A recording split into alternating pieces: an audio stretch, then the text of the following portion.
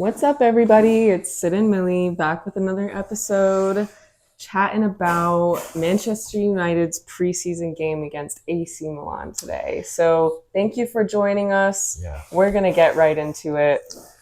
Yeah, it was, honestly, just hard to watch. Yeah. Really, really hard to watch from start to end.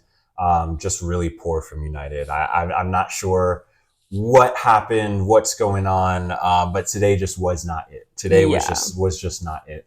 I will say on the flip side, once again, as we've been reiterating throughout like the last few games, it is preseason. We know that. We're aware of this. And honestly, getting a performance like this out of the system is probably a good thing.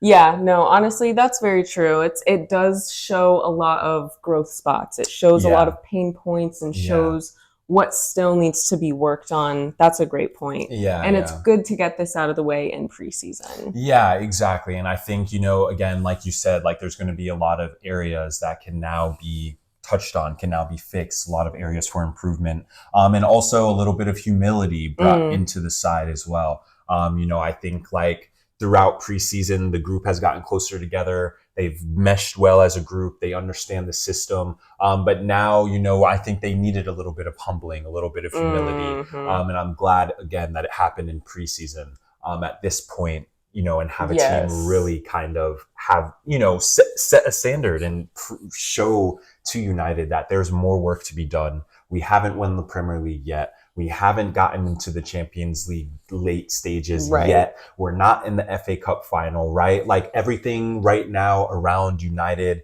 and the new team and with Carrick and the new season is, it's hype. It's a feeling that we have from watching the team. Yeah. And today, I think everybody got brought back down a little bit to reality, to the reality that this is still a work in progress. Yes. And it will still be a work in progress because, again, Carrick hasn't even had a full year in charge yet at the club.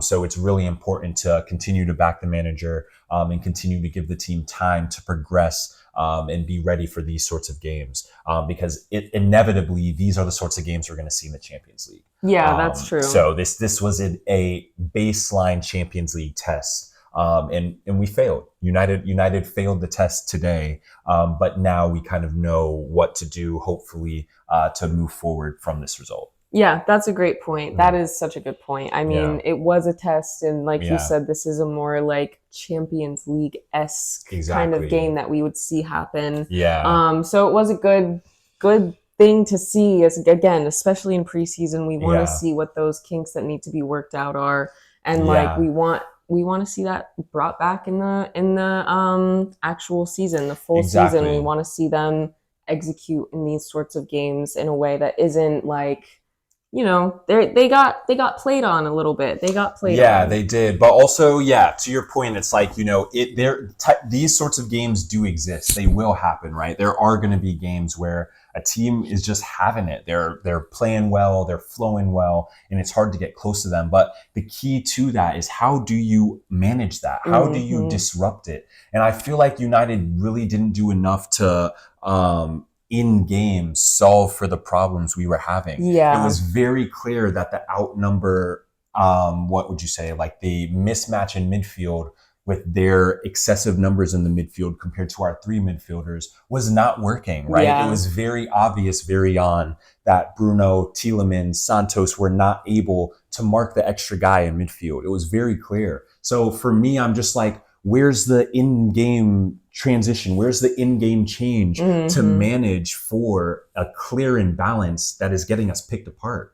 But, we didn't make that adjustment. There was no adjustment in the way we were playing from our key guys. And that was a little bit frustrating for me. Yeah, that's fair. I mean, how would you go about like making that in-game adjustment? What would you say should have happened in that situation? First things first, we needed to just maintain possession. United, every time they won the ball back, because AC Milan was the dominant in possession-wise. The possession stat was definitely in their court. Okay. So when we were winning the ball back, we were just trying to explode forward way too quickly. We're looking for balls that are going to be one pass and a goal, looking to slip players in behind, which is good. It can be utilized properly, but not every single time. We needed Bruno or Tielemans to put their foot on the ball and be okay with passing and maintaining possession and gaining a little bit of control over the match. So it stopped turning into the track meet that it inevitably was for United. They had us running all over the pitch because we could not get close because we were outmanned in the midfield. And that made a huge difference because then we were late to everything after that. We had guys out of position trying to press in areas to make up for someone else being late or out of position or just getting beat. And then they're slipping passes in behind. It was just a mess. Like we just were not like fully locked into how to deal with their formation and the way that they were trying to play. Okay, yeah, that's super valid. Yeah. So definitely something that they could have done a little bit better on. Yeah. We just needed someone who was okay with stopping the quick transition and being like, no, we're going to maintain possession. But again, our midfielders weren't feeling that confidence because of the fact that they were outnumbered in the midfield. So naturally, they weren't feeling as confident in possession of the ball because of the fact they were outnumbered in the midfield. Got it. So they didn't necessarily want the ball in those spaces. And it was harder to find our midfielders when we did have the ball because of the fact that they were outnumbered. So they couldn't really get into good spots. And then when they were in good spots, they didn't have good options because, again, AC Milan was doing a good job of closing them down in the midfield as well. Go ahead. Well, do you think that has anything to do, because I know you mentioned the pivot last time and you mentioned how that, like, players will kind of switch back and forth. Do you think that there's like a lack of clear responsibility with that 100%, sometimes? 100%. Okay. Yeah. I think right now United has to define a clear six. Who is going to be the six? Who is willing to give up going forward and focus on their defensive responsibilities in protecting the back four? We have to have a six. Yeah. We have to have a six. We cannot function without it. That's fair. Casemiro sat in the hole. He, got opportunities to go forward, but primarily on set pieces. Otherwise, he knew his responsibility. He sat in the hole. I know Santos was trying to do it today, but again, like the switching with Tielemans, it creates a little bit of that unbalance in those transitional moments when we were losing the ball. And that was happening a lot today. Man United was losing the ball when we were trying to quickly transition and catch them on the break. And so our guys were out of position. So then it was, okay, we've lost the ball. Now we're trying to put pressure on the ball immediately. But because guys are out of position because we've lost the ball in a poor spot, AC Milan is just knocking the ball around us and switching the point of play. Yeah. And then we're running 50, 60 yards to cover back and try and get into a defensive shape, which we weren't always able to do. Lemons had saves today. So, I mean, we were just fully disjointed. We didn't have the intensity. We didn't win second balls. They weren't going after, tackles like AC Milan was. Yeah. I was thinking to myself internally at one point, the AC Milan guys are trying to hurt our players. Yeah, it did kind of seem like that. It seemed like that, right? Like that. I was like, did he tell them to injure people? Literally. Right. They had a certain level of intensity in the game, in their tackles, in their challenges, and United didn't have that. That is just the reality. And then United on the flip side was committing a lot of stupid fouls. Yes, you could argue that some of the fouls were soft and maybe wouldn't be fouls in the Prem. But at the same time, there's a difference between going into a tackle strong and committing a stupid foul. There's a clear difference. AC Milan was going into tackles strong, winning tackles strong and fairly and challenging strong. Yeah. We were not doing that. And that makes a huge difference. Once again, you have to win second balls, especially in the midfield and especially in key areas in outside areas. In outside, like around our 18 sorts parts of the pitch. Yeah. Like, those are key spots. And we just weren't winning those battles. So many times they were able to get in behind Luke Shaw or get in behind Dallo or in the first half, getting in behind Mazraoui. It was just too easy. Yeah, I hear that. It's just too easy. And every time it was coming off of the exact same thing. They were playing into the midfield overload. Tielemans, Bruno, Santos could not get close to any of them because they were outnumbered in the midfield. They played into the midfield, played wide to one of the wing backs, inevitably slip forward. You know what I'm saying? It was overload. Yeah, there was a lot of open space whenever they had the ball attacking United's goal. There was a lot of open space where United just wasn't at. And I don't know why. I feel like I'm confused by that. I feel like their defensive shape and their defense has been really strong recently. So I'm kind of confused as to what happened with the missing those, missing the wide open people on the sides. I didn't really get that. Well, it was just like the difference in formation. But again, to your point, when we played against Atletico Madrid a couple weeks ago, Atletico Madrid also plays with a back five. So, or like a 3-back system, whatever you want to call it, however you want to refer to it. We know that it's like a back five, like defensively. But it's a 3-back system. But, when Atletico played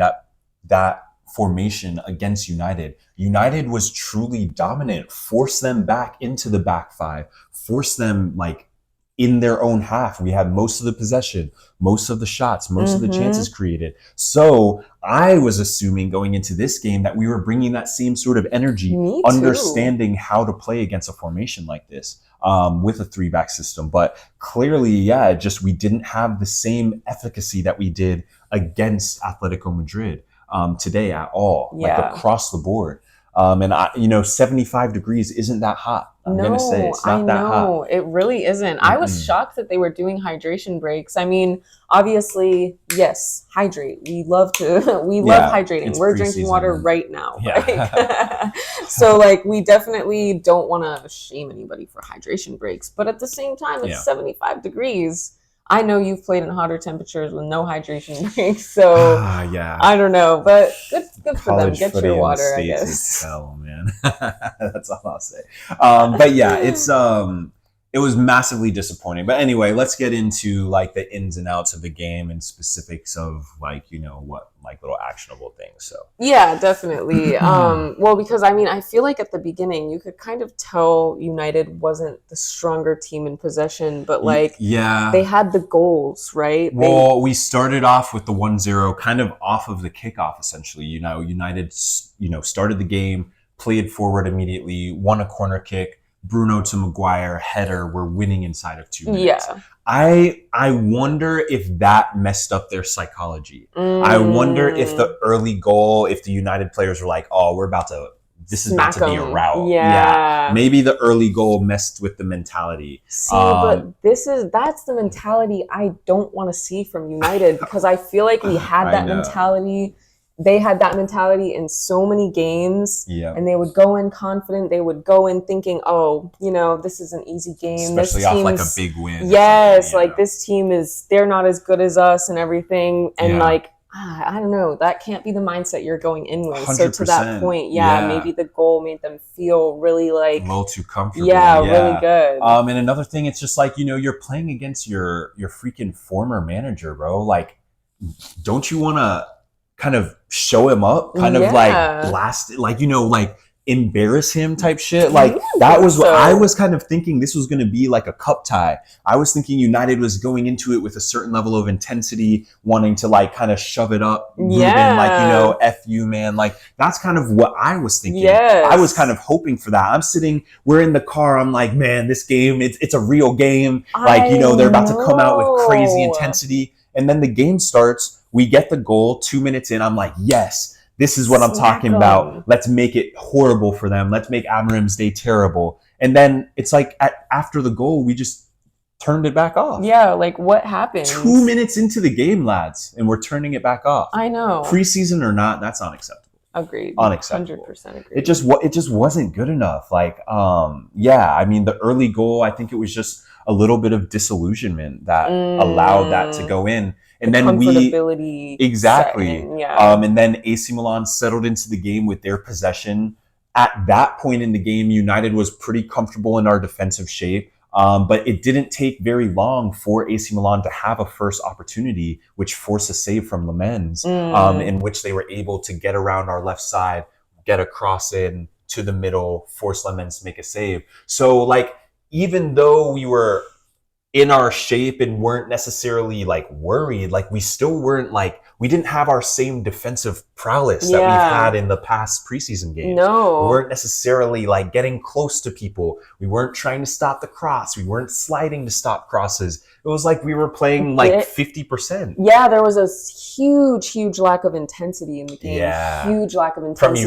From United, yeah. Like so bad, because I feel like there were so many plays where we were like, okay, play, run through, play, like pass, go, so shoot methodical. Yourself, like do anything. So methodical today. And again, like preseason is really the time where you want to be trying shit. You want to be doing stuff. You want to be testing those shots from distance. Those are the sorts of things that you want to be getting into the rhythm of in preseason.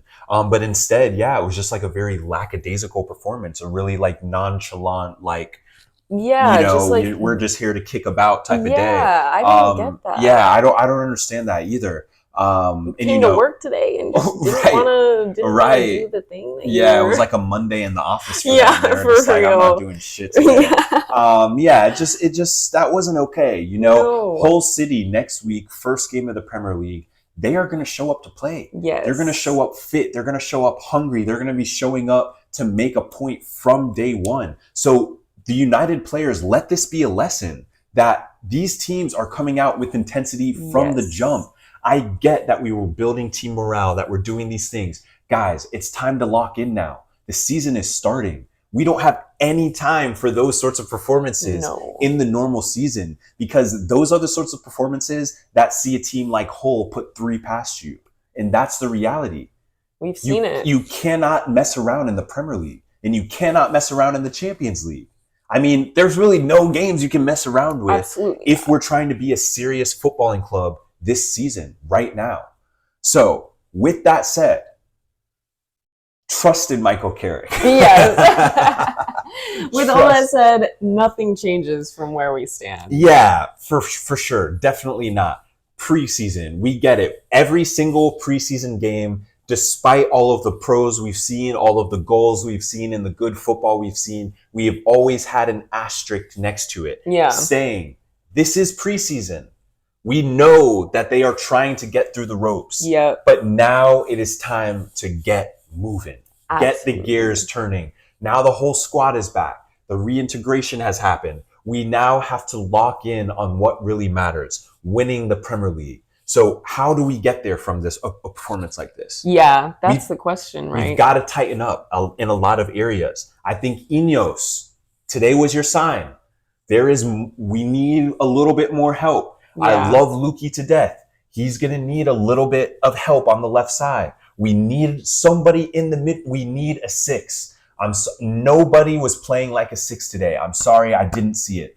I love Santos. He's had a phenomenal preseason. He's looked very sharp all preseason. But today, in a game where United had very little of the ball in possession, a lot of our guys got exposed in terms of their off the ball tracking and defensive actions. You know what I mean? We were late to a lot of tackles, did not challenge for a lot of second balls. So, without the ball, we've got to figure out how we want to defend against good teams. Because if we think we're going to walk into the Emirates or walk into whatever city stadium's called, or walk into Stamford Bridge and just breeze past them, it's delusional. It will not happen. Those teams are going to show up to play, and they will likely at times in matches have large portions of the ball. So United has to figure out, how do we defend against that? How can we stay compact in those moments? And when we win the ball, how can we attack smart? How can we read the game? We cannot be looking for slip through balls every single time we win the ball, guys. I'm sorry, it's not sustainable. It's turning the games into track meets for our forwards. That's then making them more tired and unable to then complete their defensive actions, which is then hurting us even more in the long run. It's hurting you guys, because then you're sprinting forward to try and join the attack if it does come off. Or if we lose the ball, now you're immediately defending again. Stop. Take a breath. Connect your first pass. Let's connect one pass before we go long. There's a famous footy drill that we do from the young ages up onto adulthood. It is called short, short, long. 2 short passes followed by a longer pass. That is what I want all of our players to lock in on. Fight that initial urge when you see that first runner. Fight it. Can we maintain possession first? Can we move the ball a little bit? Can we build into the game and then start looking for those sorts of things? But it was giving a little desperate today. Yeah. It was giving a little like, we've got to do something. It was a little desperation. Yeah. We don't need to be playing desperate. We have the players to move the needle for us in big matches. Yeah. Ahmad doesn't need through balls in behind.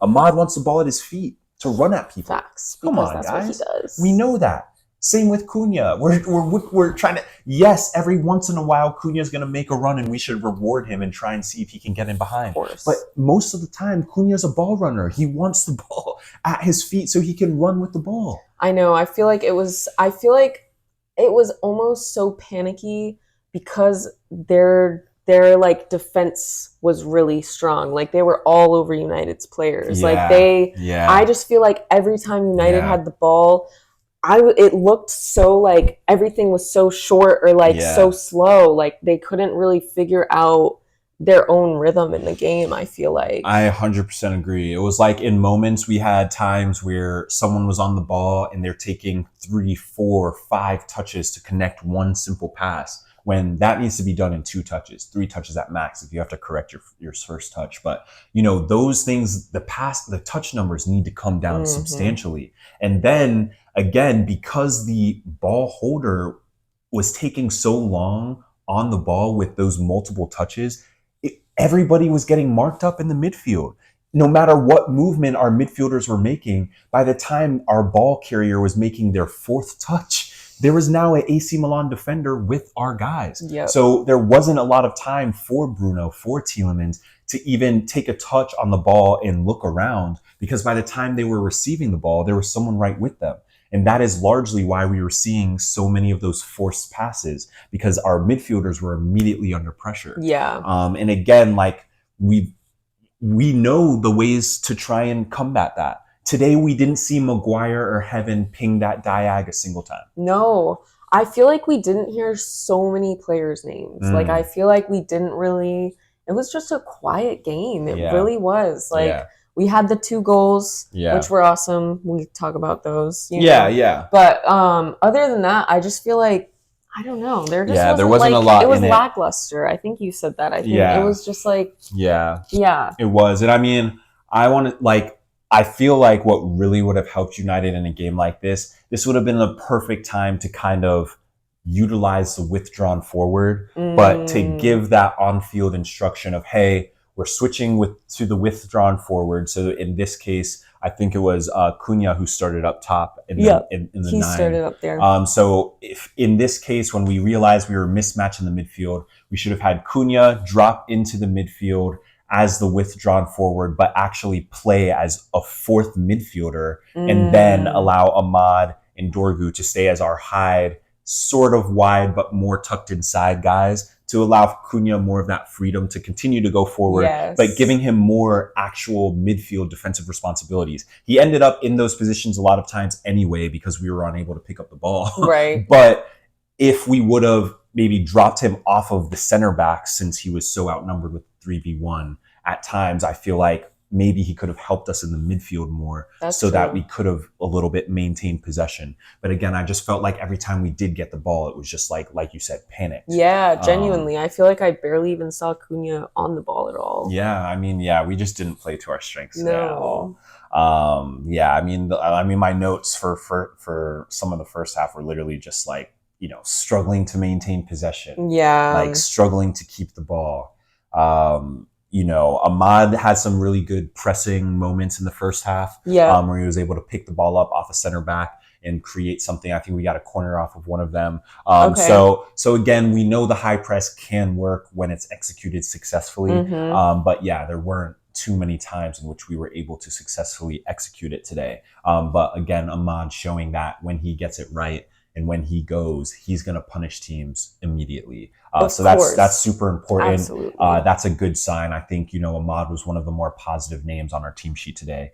Kind of per normal. We've been singing his praises throughout this preseason. And yeah, Ahmad was one of our top guys today because he was still trying. He was understanding. He was the one who was putting his foot on the ball, trying to maintain the possession, but also the one who was trying to make runs in behind to kind of do what the midfielders behind him were asking of him. So credit to him for his work rate today and the things he was trying to do. But, we just weren't on it. United just wasn't on it. And so when you have fantastic attacking players, but the majority of their game is spent defending, they're losing that energy for attacking. They're losing that energy for creation. And so that was kind of the reality today. Our guys were running a track meet as AC Milan was playing all around us. And we didn't really create a whole ton. No, not at all. Yeah. Do you think, because I feel like we haven't really talked about Bruno and his game. I know he was having maybe a bit of a rougher day today, but do you think that would have been solved by having a true six?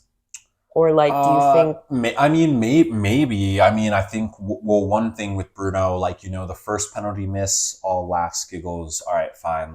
Today now, Bruno, that was also a pretty poor penalty. It wasn't in the corner, went for power, but a very perfect height for a goalkeeper. The goalkeeper didn't even have to stretch for it. It basically hit him in the body. And, again, that's just is not good enough. I know it's preseason, but, again, we're trying to go through the paces, Typically, when Bruno steps up for a penalty kick, you can close your eyes and know that the net's going to be rattled afterwards. But now, after 2 misses in preseason, I can't lie. I'm a little nervous for the first pen we get in the Prem. It's hard not to be because that's 2 different techniques, 2 different misses, 2 different corners he aimed at. So I'm like, what's going on? So yeah, again, I know it's preseason, guys are getting back, but our first game is next week. Yeah. You know what I'm saying? Like it's Saturday. I'm pretty sure the Community Shield's this weekend, which means the Prem we're coming up soon in the next couple of days. So the Prem is right around the corner. So we don't, again,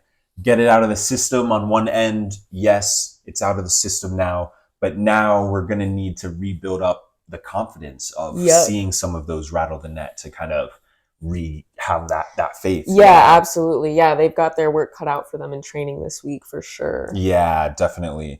But yeah, I mean, around 15 minutes into the first half, United kind of had a little bit of possession, but lost pretty quickly. It was rough. So I don't know if the Tielemans, Bruno, Santos balance is quite there. It could just be because it was the first time starting together, first time kind of getting a feel for it. But definitely, obviously, being outnumbered never helps you. Obviously, it's really brutal playing outnumbered in the midfield. If you haven't done it, don't recommend it. It makes sense. I mean, you'd be literally just surrounded all the time. Yeah, I think there was a game in college I played as a 6 and we were outnumbered in the midfield. And I think my total mileage was 11 miles at the end of the game. How much I ran. Insane. Yeah, I think I literally 11 miles. I think. And you're sprinting back and forth. That's not an easy. It feels like you're alone in there. That's the thing.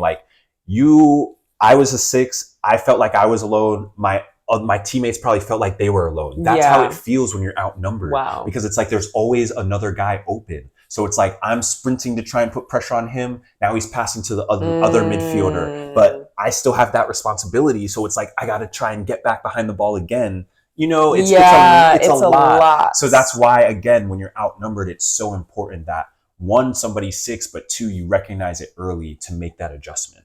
Because that's what we needed today. We needed that adjustment to kind of clog back up the midfield. Why did it have to be so rigid? These are your positions and this is how you're going to play, sort of thing.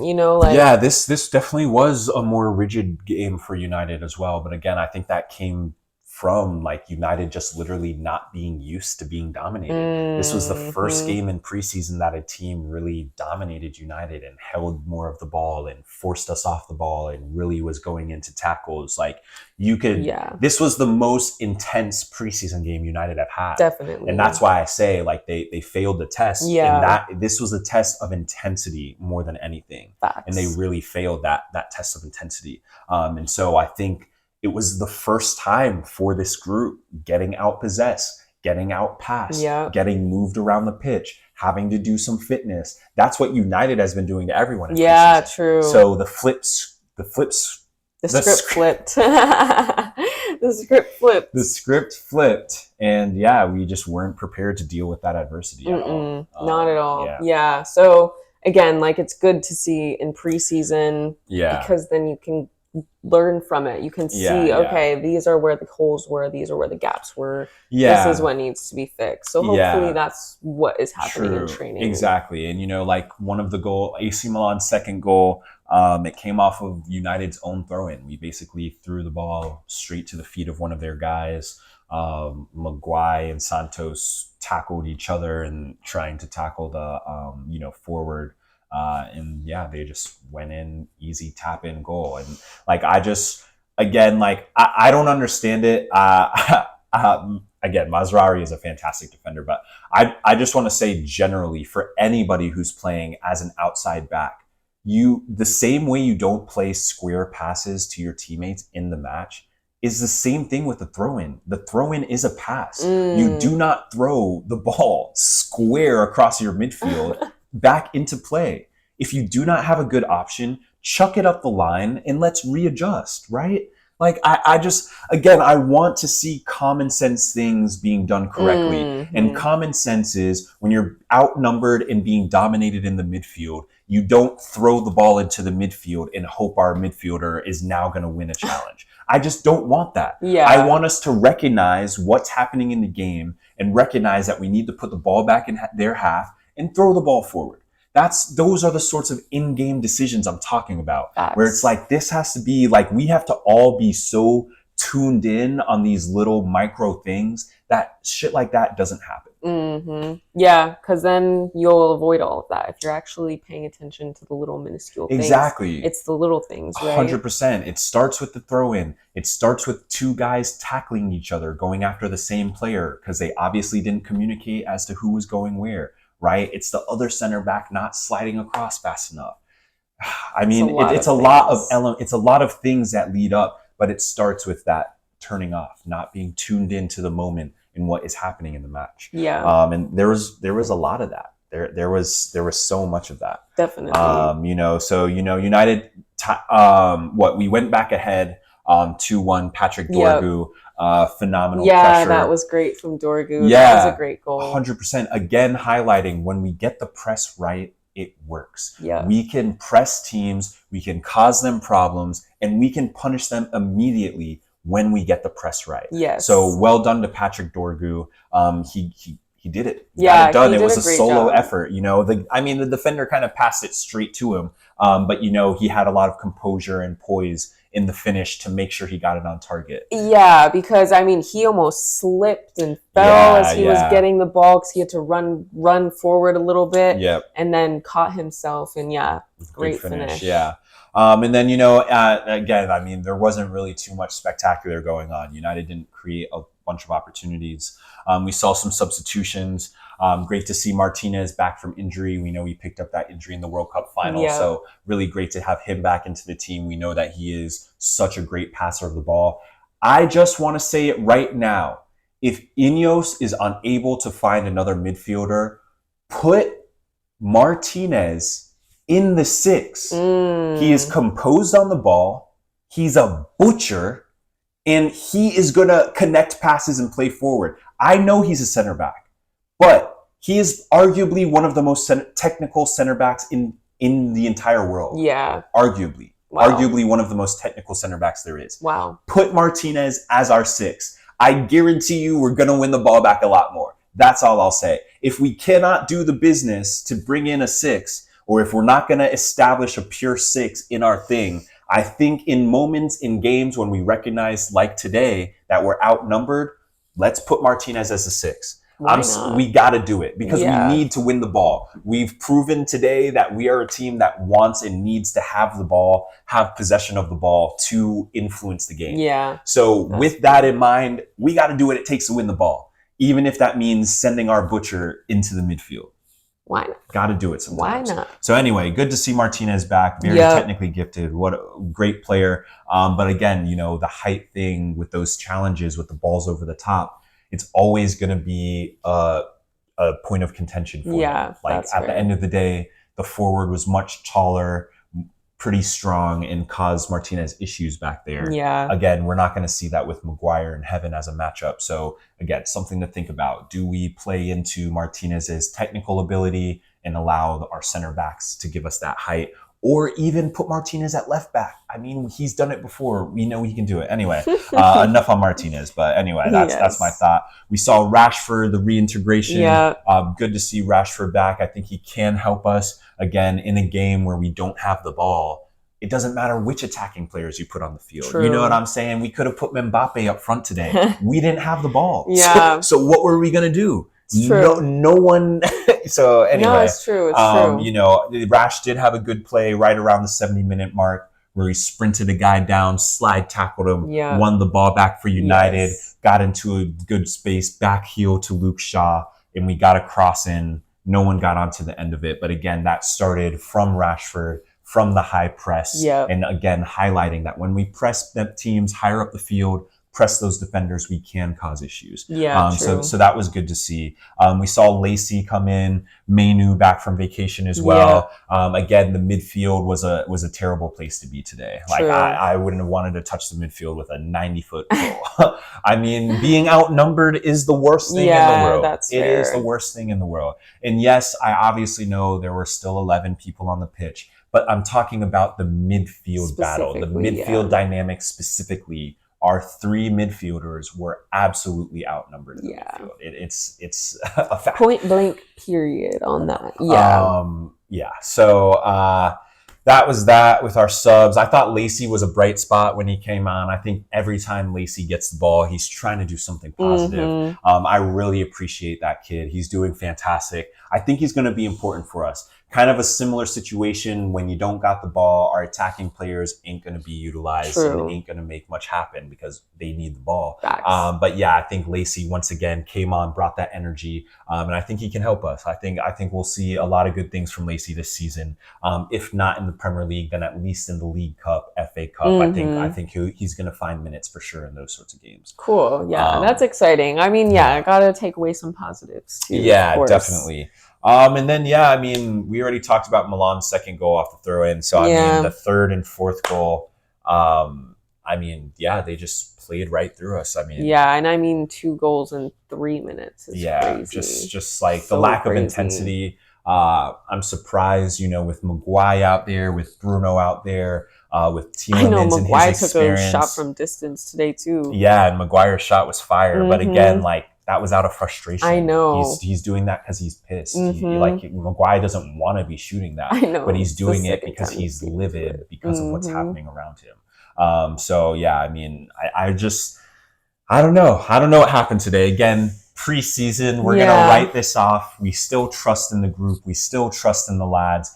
Everybody has off days in the office. They needed to get this out of the system to move forward, going into the real season. But I think a lot of Man United fans, especially me, one of the early callers for Amarim's head back in the day, I think, I really wanted us to show up and beat the brakes off of AC Milan and really kind of shove it in Amarim's face. So a little disappointed that didn't happen. But at the end of the day, we're in Champions League football. They're not. We've got a lot to prove this season. We've got multiple trophies to play for. Preseason is now over. All training wheels off. Heavy gear ahead. Full steam ahead. It's time to get the season started. United, we've got a lot to work on, but at the end of the day, we trust in the squad. We trust in Carrick. We trust in the vision. We've seen so much of it last season. We've seen glimpses in preseason. We know that we're going to trust this manager, trust in this group of lads to get us across the line. It's going to happen. Today was just one of those days. So let's chalk it up to that. And let's chalk it up to we're glad it's out the system now. Yes, absolutely. Anything else? No. Any other thoughts? All right. Well, those were our thoughts on Manchester United's 4-2 defeat in preseason to AC Milan. Preseason comes to a little bit of a disappointing close, but a little bit of humility and and a little bit of fitness never did anybody bad. So let's hope that United turn this around quickly for the season, for the opener against Hull City. So let's get going. Up the Reds, back Michael Carrick, back United. This is our squad. Let's do it. Let's move forward. Full force support behind the group going into the season. No excuses. If you're a fan of the club, you should be supporting every single player as they are all contributing to the end goal, which is raising that Premier League and raising that Champions League. So lean into it. Lean into Michael Carrick. Trust in the vision. Up the Reds. Come on. Glory, glory, Man United. Up the Reds. Glory, glory, Man United. Indeed. So if you made it this far. Thanks for watching. And we will see you next time. Peace. Bye. Catch the board later.